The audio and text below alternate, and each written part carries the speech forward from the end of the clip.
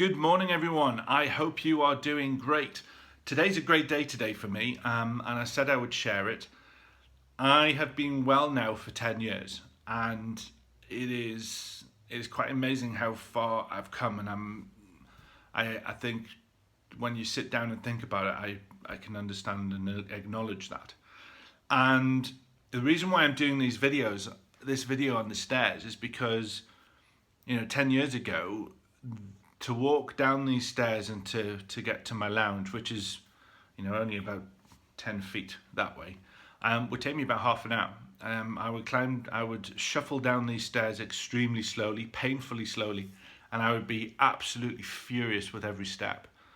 And then I would have to sit on this step here for about 10 minutes to get my energy back enough to crawl, sometimes walk, sometimes even sort of drag myself while lying on my stomach to get to the toilet, although that happened as well, to get to the lounge, so I could basically just lie on the sofa for 8-9 hours, and only to do the same again but climbing back up the stairs, which was kind of like climbing Mount Everest for me at the time.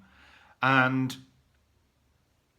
it's a mixed emotions day today. There's been tears already, because when I think of how far I've come, there's joy to think how far I've come and where I want to take my life. And I've just been sitting before doing this video writing, because I'm going to do a video on Facebook Live, so it would be lovely if you could join me as well. But I'm also going to do a big kind of like an editorial blog video, which is going to be long. And I thought about 35 things that I've learned in the last 10 years through the adversity of being ill. And it's surreal, not only from the fact that I've because of me being ill, it strangely brought me to something that a career, a calling, or whatever you want to call it, where something I absolutely love. And I know many of you on this group know me well enough to know how much I love what I do. But also, it's the last 10 years is I suppose the bit that I still get angry with, and I still get angry with to this day, is what I lost. And I do get a bit emotional when I think about this. I lost so much time with my kids. And my wife, it's 6 years. William was just 2. Josh was, how old was Josh? Well, Josh was about a month old when I fell ill. And at first he didn't know who I was. He didn't want to be with me. He didn't want to be, as far as I was a stranger that he would see every so often, who generally hid in mum's bed. And only really showed himself, and when they did see him, he was angry, he was shouting, or he just didn't want to give them any energy or attention. And I still think about that, and I still think about how hard that is. But at the same time, I think that because of that, the relationship that I created with my kids and my wife is phenomenal now. And it's, they are my rock, they are my dream team. And I think it's when I look at it and I think about the core lessons, I've created 35. But when I think of my core lessons, the 5 that really kick out, the 5 that really start, saying these are the main ones, is number 1, it's start the day right. The first thing I do is when I wake up in the morning, the first tune I sing is James Brown, I Feel Good, and I'm listening to the energy, I'm singing to my heart's content. I generally dance when Lindsay leaves, because even father dancing isn't as bad as my dancing. But I get it because I want to change my energy, I want to change my state. And there's people on this group that have gone through the same condition as I have. And they will have their own story, their own challenges and everything else. And, I want to take this moment to say, I respect and think the world of each and every one of you, because I know how hard it is. But the first thing is start the day right. The other thing is give yourself a good pep talk. Give yourself a good pep talk in the morning. And I always, for some reason, when I'm doing these videos, I'm always looking at the wrong part of the phone. So I do apologize. So when I wake up in the morning and I give myself a good pep talk, I do it in the mirror. And the reason being is the mirror tells the truth. The mirror tells you whether you're being congruent, and congruence is so important. And if you're not, do it again and do it better. That's the second one.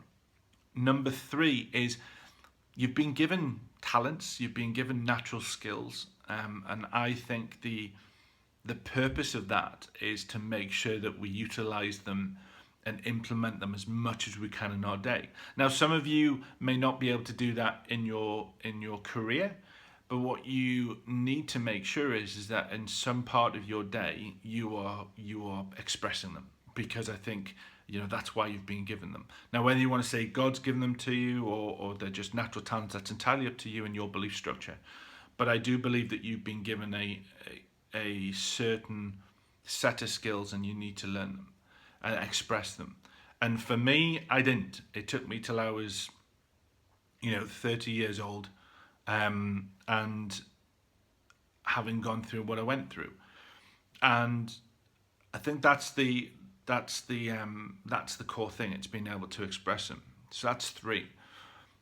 Number 4 is constantly be willing to develop yourself. Constantly be willing to expand your comfort zone, to learn new things, and to look at things in a different way, to challenge things that may not normally be something that would sit with you. Something that never really sat with me in the early days was meditation.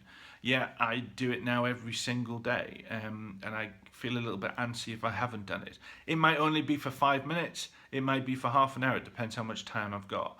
But taking that time out has given me massive benefit in helping me move forward. And it's doing something different has helped me start. At the minute I'm reading, and it's been a long read, but it's the Tao Te Ching by Lao Tzu. It's an Eastern philosophy book, and it's I've read The Art of War, not because I'm a warmonger, but because it's got some really cool stuff in there about strategies and tactics and mind games and those sort of things. So it's being willing to express yourself, being willing to challenge and look at those new things. Number 5, and the big one is you have to look at your habits and your beliefs. You have to look at what is working for you and what isn't working for you. And just because it's something you've always done does not mean it's something that you should continue doing. It's a bit like banging your head on a wall thinking that that's going to be a result. And it's not until you change tactic, it's not until you start doing something different. And sometimes being really hard, positively hard on yourself, let's say, about change. And that's when things start to change. And I think they're the big ones. There's loads of other ones that are going to be in the live Facebook video, and if I can get through the whole thing. And also the Facebook blog, the blog that I'm going to do.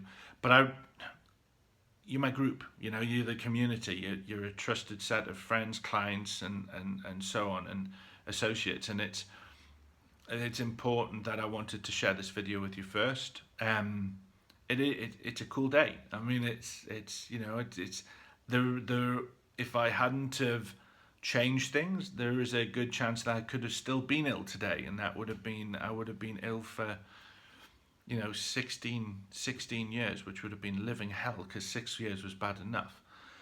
And I think actually one of the other one I'm just thinking of, the other one that's really important is savor every moment.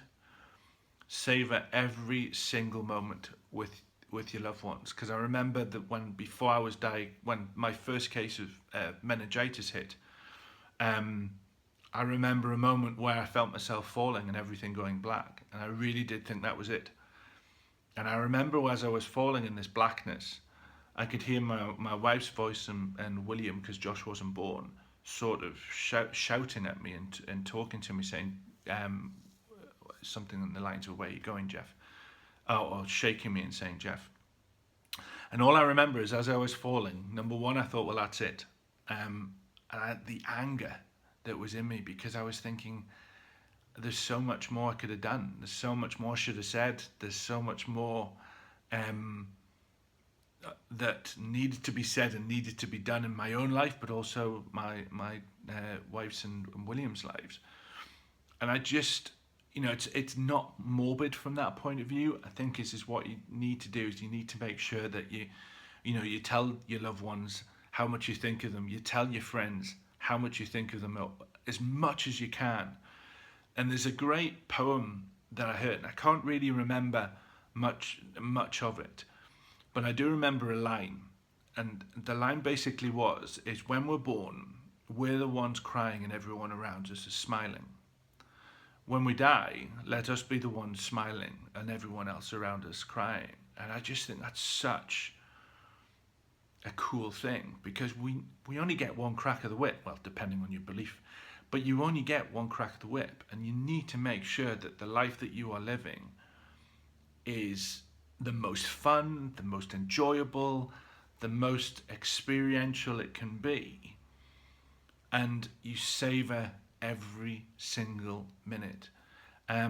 So sorry this video has gone on longer than I anticipated. I'll put an email out, a message out to say that I'm going to be doing a live. So if you are on, it'd be lovely to see you on there. If not, don't worry, I don't hold it against you. Have an amazing day. It's not going to be as good as my day, I'll tell you that right now. But have an amazing day, and I'll speak to you soon. Bye bye.